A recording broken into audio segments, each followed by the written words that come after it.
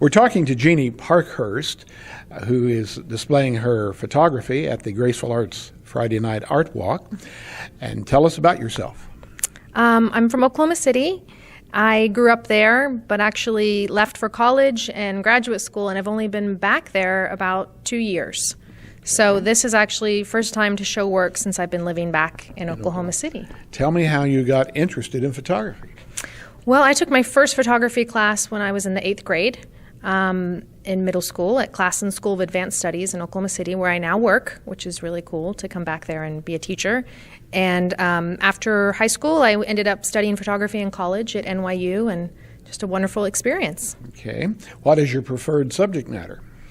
Well, I tend to, my work's sort of hard to categorize. I like to shoot when I travel. I like to have my camera out spontaneously, if I'm with friends or in places that I'm exploring for the first time. My work tends to be very dreamlike, poetic, sort of fleeting moments, spontaneous. I do like natural light. Okay. What type of equipment do you use? I still use the Pentax K1000. Wow, the most famous student camera of all. Exactly. That camera was, I inherited that from an older cousin when I took that class in the 8th grade, and I still use it.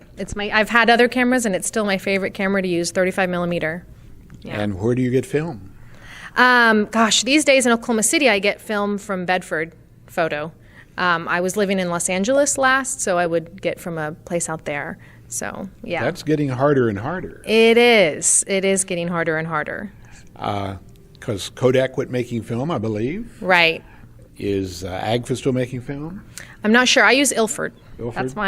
That's my go-to brand. Okay. Yeah. Have you played with digital? I have. Actually, when I went to college, I started college in 2001, and digital was sort of taking over, and I definitely played around with it, but I was the person who was still taking the historical processes classes and doing cyanotypes and platinum palladium prints. So I sort of realized that if I wasn't going to go completely digital, that probably needed to find another avenue for my career. So teaching became my thing. Okay. Your prints out here are what technique? Those were all done in a traditional darkroom setting. Yeah, 35 millimeter, silver gelatin, resin-coated paper. Yeah, actually, the class in where I work, they let me use the darkroom. So. What kind of enlarger do you have? Oof. Well, I no longer have my own enlarger, and I don't know the name of the one I was using. Okay, well, Omega and Bestler were the big Yeah, I think back in the day, I actually had my own darkroom in my basement when I was in high school. My mom built it for me when I turned 16, and I think it was an Omega larger. I actually just lent it to a student who is building his own darkroom. So okay, great. Pay it forward. Do you attempt to sell your work? I do, yeah. As I said, I just moved back to Oklahoma a couple years ago and sort of just been getting settled, and this is the first show I've had since I've been back, and these are for sale. So if anyone's interested.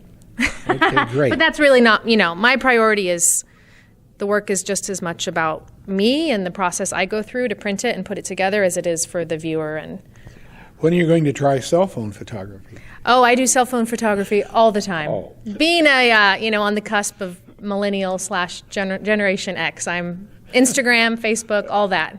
Okay. It's come a long way. Yes, it has. The iPhone cameras. Yeah, I really admire some of the images I see on their TV commercials taken with the iPhone 7. I just go, wow. Yes, I just got an iPhone 7, and it's incredible. Okay. It's really incredible, yeah.